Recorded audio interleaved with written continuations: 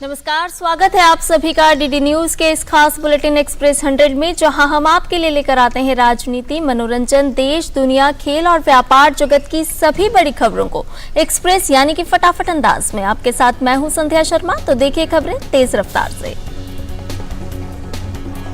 छत्तीसगढ़ में कांग्रेस सरकार के खिलाफ बीजेपी आज राज्यव्यापी परिवर्तन यात्रा का दूसरा चरण शुरू कर रही है। इसके लिए बीजेपी अध्यक्ष जेपी नड्डा आज जशपुर पहुंच रहे हैं। छत्तीसगढ़ के जशपुर जिले से बीजेपी की परिवर्तन यात्रा में राज्य के तमाम दिग्गज नेता शिरकत करेंगे। इस मौके पर बीजेपी अध्यक्ष जेपी नड्डा एक जनसभा भी करेंगे। राजस्थान में परिवर्तन संकल्प यात्रा में चुनाव प्रचार रथ पर सवार केंद्रीय मंत्री अनुराग सिंह ठाकुर ने कानून व्यवस्था को मुद्दा बनाया। ये भी कहा कि राजस्थान में लूट की सरकार है। बीजेपी नेता और केंद्रीय मंत्री अनुराग ठाकुर ने विपक्षी दलों के गठबंधन की ओर से कुछ न्यूज एंकर्स के बहिष्कार की लिस्ट जारी करने को इमरजेंसी 2.0 करार दिया है। कहा है कि उनका लोकतंत्र पर कोई भरोसा नहीं है। विपक्षी गठबंधन ने 14 न्यूज एंकर की एक लिस्ट जारी की है, जिनके शो में विपक्षी गठबंधन में शामिल पार्टियों के प्रवक्ता नहीं भेजे जाएंगे। कहा गया है कि वो नफरत के बाजार के ग्राहक नहीं बनेंगे।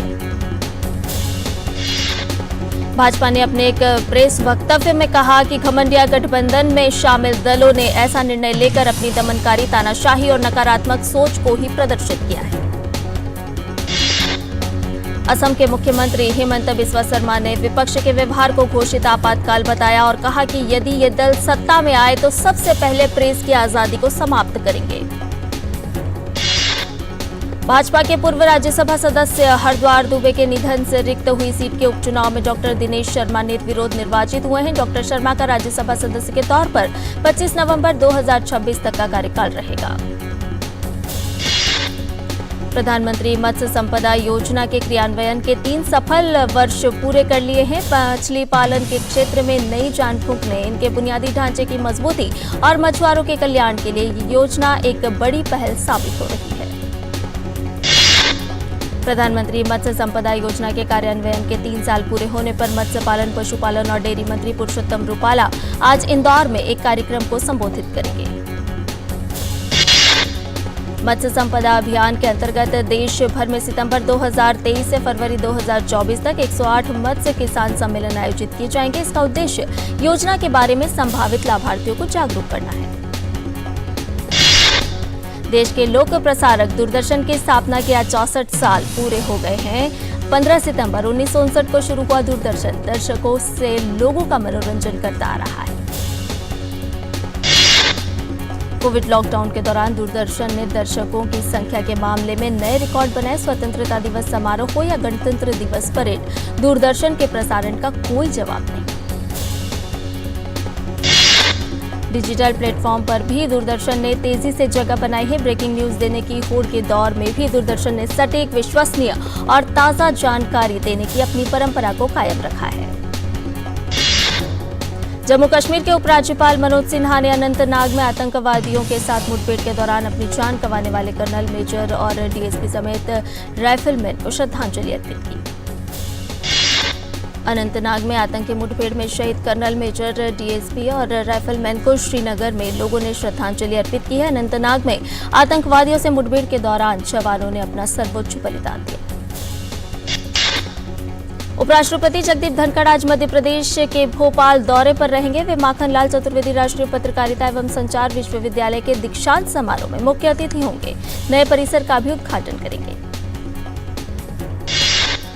भारत के मुख्य न्यायाधीश धनंजय यशवंत चंद्रचूड़ ने कहा है कि सुप्रीम कोर्ट जल्द ही राष्ट्रीय न्यायिक डेटा ग्रिड प्लेटफॉर्म के अंतर्गत आ जाएगा, जो लंबित मामलों की ट्रैकिंग करता है। सीजीआई ने कहा है कि राष्ट्रीय न्यायिक डेटा ग्रिड प्लेटफॉर्म एक ऐसी पहल है जिसके कारण लंबित दीवानी और आपराधिक मामलों के बारे में विवरण एक क्लिक पर देखा जा सकेगा। राष्ट्रीय न्यायिक डेटा ग्रिड 18,735 जिला और अधीनस्थ न्यायालयों और उच्च न्यायालयों के आदेशों, निर्णयों और मामलों के विवरण का एक डेटाबेस है, जिसमें अब सर्वोच्च न्यायालय भी जुड़ जाएगा। मणिपुर पुलिस ने एक आंकड़ा जारी करते हुए जानकारी दी है कि अब राज्य में 3 मई से अब तक इस हिंसा में 175 लोगों की मौत हो चुकी है। 79 शवों को उनके परिजन पहले ही ले जा चुके हैं, जबकि 96 शव लावारिस हैं। मणिपुर पुलिस के अनुसार हिंसा की घटनाओं में 1108 लोग घायल हुए। इसके अलावा 32 लोग लापता भी हैं। पुलिस ने अब तक 1329 हथियार बरामद कर लिए। केरल में गुरुवार को निपाह के संक्रमित 234 नए लोगों का पता लगाया गया है। इनकी संपर्क सूची में कुल 950 लोगों में से 213 हाई रिस्क लिस्ट में है। इसमें 287 स्वास्थ्यकर्मी भी शामिल हैं। केरल में निपाह वायरस से संक्रमण के अब कुल मामलों की संख्या बढ़कर 6 हो गई है, जिसमें से 2 मरीजों की मौत हो चुकी है। केरल के स्वास्थ्य मंत्री वीना जॉर्ज ने कहा कि संपर्क में आने वाले लोगों की 30 सितंबर को निपाह वायरस की जांच होगी और सभी को 21 दिनों तक आइसोलेशन में रखा जाएगा। स्वास्थ्य सेवा महानिदेशक नई दिल्ली ने स्थिति की समीक्षा के लिए केरल के स्वास्थ्य अधिकारियों के साथ एक वीडियो कॉन्फ्रेंस की। 5 सदस्यीय केंद्रीय टीम ने जिला कलेक्टर और राज्य के स्वास्थ्य अधिकारियों के साथ बैठक की। कोझिकोड जिले के सभी शैक्षणिक संस्थानों में शनिवार तक छुट्टी बढ़ा दी गई है। अगले 10 दिनों के लिए कोझिकोड जिले में सार्वजनिक समारोहों को प्रतिबंधित करने का भी निर्देश दिया गया है। केरल में निपाह के मामलों को देखते हुए कर्नाटक सरकार ने एक सर्कुलर जारी किया है और लोगों को केरल के प्रभावित क्षेत्रों में बेवजह यात्रा करने से बचने की सलाह दी है। गोरखपुर में डेंगू और वायरल फीवर के मामलों में बढ़ोतरी देखी जा रही है। मौसम बदलने और बारिश होने के कारण मच्छरों का प्रकोप बढ़ रहा है। नूह हिंसा मामले में पुलिस ने कांग्रेस विधायक मामन खान को गिरफ्तार कर लिया है। नूह में दंगे के दौरान और उसके बाद उन पर कई भड़काऊ बयान देने और पोस्ट करने के आरोप हैं। गिरफ्तारी से बचने के लिए मामन खान ने हाईकोर्ट में याचिका दायर की थी, जिस पर गुरुवार को सुनवाई हुई। याचिका में खान ने कोर्ट से राज्य सरकार को एक उच्च स्तरीय एसआईटी गठित करने का निर्देश देने की मांग की थी। प्रधानमंत्री राष्ट्रीय बाल पुरस्कार के लिए नामांकन की आज अंतिम तिथि है। कोई भी बच्चा जो भारतीय नागरिक है, भारत में रहता है और 18 वर्ष से अधिक उम्र का नहीं है, पुरस्कार के लिए आवेदन कर सकता है। प्रधानमंत्री राष्ट्रीय बाल पुरस्कार के लिए awards.gov.in पर नामांकन किया जा सकता है। महिला एवं बाल विकास मंत्रालय बच्चों की ऊर्जा, दृढ़ संकल्प, क्षमता, जोश और उत्साह की सराहना करने के लिए हर वर्ष इसका आयोजन करता है। खाद्य सुरक्षा सुनिश्चित करने के लिए भारतीय खाद्य सुरक्षा और मानक प्राधिकरण ने कानूनों का उल्लंघन करने वाले खाद्य व्यवसाय संचालकों के खिलाफ 1411 मामले में कार्रवाई शुरू की है। भारतीय खाद्य सुरक्षा और मानक प्राधिकरण ने जिन मामलों में कार्रवाई की है वो उचित लाइसेंस के बिना खाद्य व्यवसाय संचालित करने और असुरक्षित खाद्य पदार्थों के निर्माण या बिक्री से जुड़े हैं। G20 की वित्तीय समावेशन के लिए वैश्विक साझेदारी की चौथी बैठक मुंबई में हुई। बैठक में सूक्ष्म, लघु और मध्यम उद्यमों को सक्रिय करने के लिए डिजिटल सार्वजनिक बुनियादी ढांचे पर एक संगोष्ठी का आज आयोजन किया गया। मुंबई में G20 वित्तीय समावेशन पर पहले दिन उच्च स्तरीय चर्चा हुई और प्रमुख हस्तियों ने संगोष्ठी में भाग लिया। अब अगले 2 दिन वित्तीय समावेशन के लिए वैश्विक साझेदारी जैसे अहम विषय पर मुख्य बैठक होगी।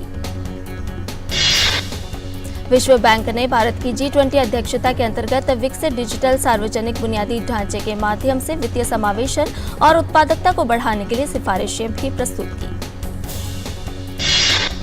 G20 शिखर सम्मेलन के दौरान एनडीएमसी कर्मचारियों के योगदान के लिए दिल्ली के उपराज्यपाल विनय कुमार सक्सेना ने कर्मचारियों को सम्मानित किया और उनसे बातचीत भी की। केंद्र सरकार समाज के निचले स्तर के कामगारों के लिए पीएम विश्वकर्मा योजना लेकर आ रही है। 17 सितंबर को प्रधानमंत्री नरेंद्र मोदी इस योजना का शुभारंभ करेंगे। विश्वकर्मा योजना का मकसद कारीगरों और शिल्पकारों को आर्थिक लाभ देकर उन्हें स्वावलंबी बनाना है। योजना के तहत कारीगरों और शिल्पकारों को पीएम विश्वकर्मा प्रमाण पत्र और पहचान पत्र के माध्यम से मान्यता प्रदान की जाएगी। संयुक्त राष्ट्र संघ के कृषि एवं खाद्य संगठन और भारत के कृषि मंत्रालय भारत सरकार के सहयोग से दिल्ली स्थित राष्ट्रीय कृषि विज्ञान केंद्र परिसर में किसान अधिकारों को लेकर अंतर्राष्ट्रीय संगोष्ठी का आयोजन हो रहा है। देश में किसान अधिकारों पर आयोजित अंतर्राष्ट्रीय संगोष्ठी में दुनिया भर के 59 देशों के 115 विदेशी प्रतिभागी और 200 से अधिक प्रगतिशील किसान व अन्य प्रतिभागी भाग ले रहे हैं। वाराणसी में आज से दिव्य कला मेला का आयोजन हो रहा है। 24 सितंबर तक चलने वाले इस मेले में 20 राज्यों केंद्र शासित प्रदेशों के लगभग 100 दिव्यांग कारीगर, कलाकार और उद्यमी अपने उत्पादों और कौशल का प्रदर्शन करेंगे। दिव्य कला मेला में जम्मू कश्मीर, उत्तर पूर्वी राज्यों सहित देश के विभिन्न हिस्सों के जीवंत उत्पाद, हस्तशिल्प, हथकरघा, कढ़ाई के काम और पैकेज फूड आदि एक साथ देखने को मिलेंगे। प्रसार भारती सचिवालय में हिंदी दिवस समारोह 1 महीने तक चलेगा। इस दौरान विभिन्न प्रतियोगिताओं का आयोजन होगा। सीईओ गौरव द्विवेदी ने बेहतर समझ और व्यापक पहुंच के लिए हिंदी के सरल उपयोग पर जोर दिया। प्रसार भारती के सीईओ गौरव द्विवेदी ने हिंदी दिवस समारोह में हिंदी फिल्म उद्योग की मिसाल दी और कहा कि भाषा के माध्यम से लोगों को जोड़ा जा सकता है। मेरी माटी मेरा देश कार्यक्रम के तहत हिमाचल प्रदेश के सिरमौर जिले के कोलर गांव में भाजपा द्वारा एक कार्यक्रम का आयोजन किया गया। शहीद तंजीन छुलटीन के घर से मिट्टी का संग्रहण किया गया। मौसम विभाग ने देश के तमाम हिस्सों में मानसून की स्थिति का अनुमान जताया है, जिसके अनुसार आने वाले दिनों में कई हिस्सों में बहुत अधिक बारिश की संभावना जताई गई है। पूर्वी भारत में अगले 2 दिन और मध्य भारत में 17 सितंबर तक सक्रिय मानसून की स्थिति का अनुमान जताया गया है। मौसम विभाग ने कहा है कि पश्चिम भारत में 15 से 18 सितंबर तक बारिश जारी रहेगी। और बुलेटिन में फिलहाल लेते हैं एक ब्रेक। आप देखते रहिए टीटी न्यूज़। अर्जुन, एग्जाम्स में you made us really proud. अब आगे क्या सोचा है? पापा, मैंने आईआईटी जाना है और इंजीनियर बनना है। थिंक आईआईटी, थिंक विद्या मंदिर। शेयर मार्केट में इन्वेस्ट करें, गारंटीड रिटर्न से लाखों कमाएं। ये लिमिटेड ऑफर सिर्फ आपके लिए। नागिन की आंख में कैमरा फिट होता है। तुम भी क्या बकवास में यकीन करती हो? आप भी तो वही कर रहे हो पापा। शेयर मार्केट में कोई गारंटीड रिटर्न्स का वादा नहीं कर सकता। ऐसा कोई मैसेज, मेल या ऐड दिखे तो समझिए गलत है। ऐसे स्कीम निवेशक के साथ धोखा है और कानूनन अपराध भी। कितनी बार तो समझाया आपको। सोचकर समझकर इन्वेस्ट कर। और ब्रेक के बाद एक्सप्रेस 100 में आपका एक बार फिर से स्वागत है। दिल्ली एनसीआर में आज गर्मी से राहत मिली है। कई इलाकों में आज सुबह से बारिश शुरू हो गई है। मौसम विभाग के अनुसार अगले 1-2 दिन ऐसी स्थिति बनी रहेगी। कोंकण, गोवा और महाराष्ट्र के तटीय इलाकों में आज से 18 सितंबर के बीच मध्यम से व्यापक वर्षा और बिजली गिरने समेत कुछ स्थानों पर बहुत अधिक वर्षा होने की संभावना है। मौसम विभाग के अनुसार गुजरात क्षेत्र में 16 से 18 सितंबर तक और सौराष्ट्र में 17 और 18 सितंबर को वर्षा हो सकती है। उत्तराखंड में 16 सितंबर तक मध्यम और कुछ स्थानों पर तेज वर्षा होने की संभावना है। दक्षिण पश्चिम उत्तर प्रदेश में 15 और पूर्वी राजस्थान में 17 सितंबर तक बारिश हो सकती है। मौसम विभाग ने तेलंगाना में आज कुछ स्थानों पर तेज वर्षा होने की संभावना जताई है। पिछले दिनों तेलंगाना के कई हिस्सों में भारी बारिश ने कहर मचाया था। और सूर्य का अध्ययन करने के लिए स्पेस में भेजे गए इसरो के पहले अंतरिक्ष मिशन आदित्य L1 की अर्थ ऑर्बिट की 4थी बार बढ़ाने का काम आज सफलतापूर्वक पूरा कर लिया गया है। वाणिज्य और उद्योग मंत्रालय ने थोक महंगाई के आंकड़े जारी कर दिए हैं। अगस्त महीने में थोक महंगाई दर 0.52% रही है। इससे पहले जुलाई महीने में थोक महंगाई दर 1.36% रही थी। अंतर्राष्ट्रीय बाजार में कच्चे तेल की कीमतें बढ़ने का सिलसिला जारी है। आज ब्रेंट क्रूड ऑयल $94 प्रति बैरल से ऊपर कारोबार कर रहा है।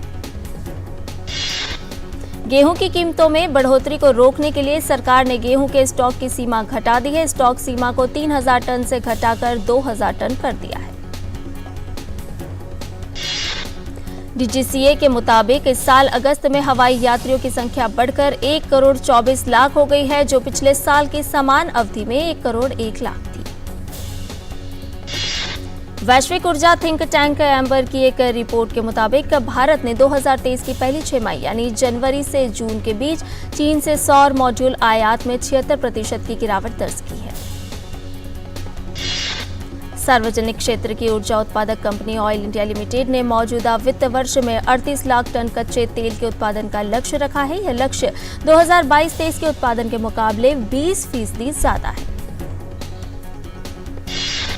भारतीय रिजर्व बैंक ने 15 गैर बैंकिंग वित्तीय कंपनियों यानी एनबीएफसी के नाम घोषित किए हैं। इन्हें एनबीएफसी को चालू वित्त वर्ष में आकार आधारित नियमों के अंतर्गत ऊपरी श्रेणी में रख दिया गया है। रेटिंग एजेंसी फिच ने चालू वित्त वर्ष के लिए जीडीपी दर के अनुमान को 6.3% पर बरकरार रखा है। चालू वित्त वर्ष की अप्रैल-जून तिमाही में भारतीय अर्थव्यवस्था की वृद्धि दर 7.8% रही थी।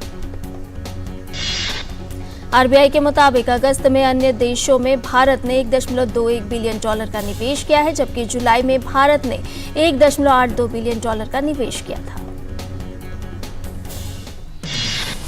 अडानी समूह ने ग्रीन हाइड्रोजन क्षेत्र में $50 अरब के निवेश की घोषणा की है। कंपनी यह निवेश 10 साल में करेगी और भारत में ग्रीन हाइड्रोजन सेक्टर से जुड़े सभी तरह के इंफ्रास्ट्रक्चर तैयार करने की कोशिश करेगी। संयुक्त राष्ट्र में भारत की स्थायी प्रतिनिधि रुचिरा कंबोज ने एक बार फिर वैश्विक मंच से कहा कि शांति हमेशा से भारत की समृद्ध सांस्कृतिक और दार्शनिक विरासत की आधारशिला रही है। सिंगापुर वैश्विक विनिर्माण प्रवाह में बदलाव का फायदा उठाने के लिए मलेशिया और इंडोनेशिया के साथ मिलकर मजबूत क्षेत्रीय आपूर्ति श्रृंखला बनाने का काम कर रहा है। अमेरिका फिलीपींस के साथ एक संयुक्त रक्षा समझौते के तहत ज्यादा सैन्य बेस तक अपनी पहुंच बढ़ाने की मांग कर सकता है। फिलीपींस ने इस साल अमेरिकी सेना के लिए सैन्य बेस तक पहुंच की संख्या 5 से बढ़ाकर 9 कर दी है। जोम्बी मकड़ियों, पत्थर चाटना और स्मार्ट शौचालय जैसे असामान्य शोध के लिए शोधकर्ताओं को आईजी नोबेल पुरस्कार से सम्मानित किया गया। 1991 में हर साल दिया जाने वाला एक व्यंग्य पुरस्कार है। भारत के स्वतंत्रता संग्राम से जुड़ा ऐतिहासिक लंदन करी हाउस इंडिया क्लब रविवार को आखिरी बार अपने दरवाजे खोलेगा। प्रबंधक इंडिया क्लब को होटल में बदलने से रोकने में विफल रहे। रूस के विदेश मंत्रालय ने 2 अमेरिकी राजनयिकों जेफरी सेलिन और डेविड बर्स्टीन को 7 दिन के अंदर देश छोड़ने का आदेश दिया है। इन राजनयिकों पर अवैध गतिविधियों में शामिल होने का आरोप है। मॉस्को में अमेरिकी दूतावास ने बयान में कहा कि अमेरिकी सरकार उचित जवाब देगी। अमेरिकी विदेश मंत्रालय के प्रवक्ता मैथ्यू मिलर ने वॉशिंगटन में कहा कि रूस ने राजनयिक जुड़ाव के बजाय टकराव को चुना है। अमेरिकी राष्ट्रपति जो बाइडेन के बेटे हंटर बिडेन पर अवैध बंदूक खरीदने का मुकदमा चलेगा। यह पहली बार है कि किसी मौजूदा अमेरिकी राष्ट्रपति के बेटे पर मुकदमा चलेगा। यूक्रेन के राष्ट्रपति जेलेंस्की अगले हफ्ते अमेरिका का दौरा करेंगे। वॉशिंगटन दौरे पर राष्ट्रपति जेलेंस्की सैन्य सहयोग को लेकर अमेरिकी राष्ट्रपति से चर्चा करेंगे। यूक्रेन को अधिक सैन्य सहायता दिए जाने को लेकर अमेरिका में रिपब्लिकन पार्टी के नेताओं ने इसका विरोध किया है और कहा है कि इस तरह की कार्रवाई रूसी सेना को और भड़का सकती है। संयुक्त राष्ट्र महासचिव एंटोनी गुटेरेस ने कहा कि अफगानिस्तान में महिलाओं और लड़कियों की बदतर स्थिति और उनके अधिकारों को लेकर संयुक्त राष्ट्र महासभा के विशेष चर्चा की जाएगी और यह मुद्दा सत्र के मुख्य एजेंडे में शामिल होगा। अमेरिका के होमलैंड सुरक्षा विभाग ने अपनी एक रिपोर्ट में अमेरिका में स्थानीय और विदेश से अंजाम दिए जाने वाले आतंकी घटनाओं को सबसे बड़े खतरे में गिना है। अमेरिका ने रूस के ऊर्जा उत्पादन और भविष्य की निर्यात क्षमता को विस्तार देने में शामिल 37 संस्थाओं पर और प्रतिबंध लगा दिया है और जहाज से संबंधित 2 लोगों की संपत्ति को भी अवरुद्ध कर दिया है। डोमिनिकन गणराज्य ने पड़ोसी देश हैती के साथ लग रही अपनी पूरी सीमा को बंद करने का निर्णय लिया है। साझा नदी पर वाटर चैनल के निर्माण को लेकर जारी विवाद के बीच यह निर्णय लिया गया। लीबिया में बाढ़ ने तबाही मचाई है। बाढ़ से अब तक 7,000 से अधिक लोगों की मौत हो गई है और कई अन्य लोग लापता हो गए हैं। एशिया कप के सुपर 4 राउंड में श्रीलंका ने पाकिस्तान को 2 विकेट से हरा दिया। इसके साथ ही श्रीलंकाई टीम ने फाइनल में जगह बना ली। श्रीलंका की टीम रिकॉर्ड 12वीं बार एशिया कप के फाइनल में पहुंची है। इस मैच में भारत जीत हासिल करने के साथ साथ अपनी बेंच स्ट्रेंथ को भी आजमाना चाहेगा। भारतीय टीम एशिया कप में अपने पिछले दोनों सुपर 4 मुकाबले जीत चुकी है। एशिया कप के सुपर 4 राउंड में श्रीलंका ने पाकिस्तान को 2 विकेट से हरा दिया। इसके साथ ही श्रीलंकाई टीम ने फाइनल में जगह बना ली। श्रीलंका की टीम रिकॉर्ड 12वीं बार एशिया कप के फाइनल में पहुंची है। बारिश से बाधित मैच में पाकिस्तान ने टॉस जीतकर पहले बल्लेबाजी करते हुए 42 ओवर के मैच में 252 रन बनाए। श्रीलंका ने 8 विकेट खोकर आखिरी गेंद में लक्ष्य हासिल कर लिया। दक्षिण अफ्रीका और ऑस्ट्रेलिया के बीच वनडे सीरीज का चौथा मैच आज खेला जाना है। ऑस्ट्रेलिया टीम ने इस सीरीज में अब तक शानदार प्रदर्शन किया है और वह सीरीज में 2-1 से आगे चल रहे हैं। इंग्लैंड और न्यूजीलैंड के बीच 4 वनडे मैचों की सीरीज का चौथा और अंतिम मुकाबला आज लॉर्ड्स में खेला जाएगा। इंग्लैंड क्रिकेट टीम सीरीज में 2-1 की बढ़त बनाकर आगे चल रही है। फुटबॉल की सर्वोच्च संस्था फीफा ने विभिन्न श्रेणियों के तहत दिए जाने वाले सालाना पुरस्कारों के लिए नामांकितों के नामों की गुरुवार को घोषणा की। वर्ष के सर्वश्रेष्ठ फुटबॉलर की रेस में अर्जेंटीना के स्टार लियोनेल मेसी को नामांकित किया गया है। मेसी के अलावा फीफा के इस प्रतिष्ठित पुरस्कार के लिए फ्रांस के युवा स्टार फुटबॉलर किलियन एम्बाप्पे और एर्लिंग हॉलैंड को भी नामांकित किया गया है। मैनचेस्टर यूनाइटेड विंगर जादोन सांचो टीम के मैनेजर एरिक टेन हाग के साथ विवाद का समाधान होने तक मुख्य टीम से दूर प्रशिक्षण लिया। टेन हेग ने इस महीने की शुरुआत में आर्सेनल में हार के लिए सांचो को यह कहते हुए अपनी टीम से बाहर कर दिया कि विंगर का प्रशिक्षण प्रदर्शन मानक से नीचे है।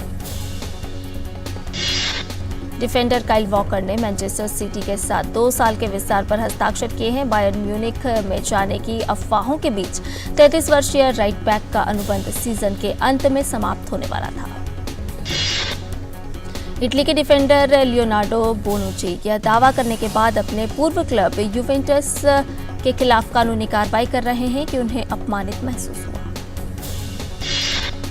फ्रांस की रग्बी टीम ने लीली में उरुग्वे की उत्साही टीम को हराकर घरेलू विश्व कप में अपनी विजयी शुरुआत बरकरार रखी। फ्रांस ने उरुग्वे को 27-12 से शिकस्त देने में सफलता पाई। फॉर्मूला 1 रेसर लुइस हैमिल्टन का कहना है कि red bull boss Helmut Marco की आपत्तिजनक टिप्पणियों के मद्देनजर भेदभाव से लड़ने के लिए फॉर्मूला 1 को और अधिक प्रयास करने की जरूरत है।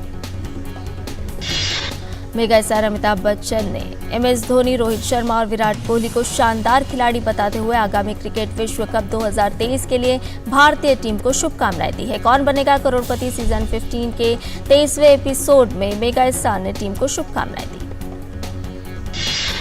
आमिर खान के बेटे जुनैद खान को बॉलीवुड में कदम रखने से पहले ही दूसरा प्रोजेक्ट भी मिल गया है। ये एक रोमांटिक मूवी होगी और इसमें वो साउथ एक्ट्रेस साई पल्लवी संग पर्दे पर रोमांस करते हुए नजर आएंगे। आमिर खान की बेटी इरा खान अपने मंगेतर नुपुर शिकरे के साथ विवाह बंधन में बंधने के लिए पूरी तरह तैयार हैं। जनवरी 2024 में यह शादी उदयपुर में होगी। इस शादी में केवल परिवार के सदस्य ही शामिल होंगे। थैंक यू फॉर कमिंग का इस साल टोरंटो इंटरनेशनल फिल्म फेस्टिवल में शानदार वर्ल्ड प्रीमियर होने जा रहा है। इसके लिए थैंक यू फॉर कमिंग की टीम टोरंटो पहुंच चुकी है।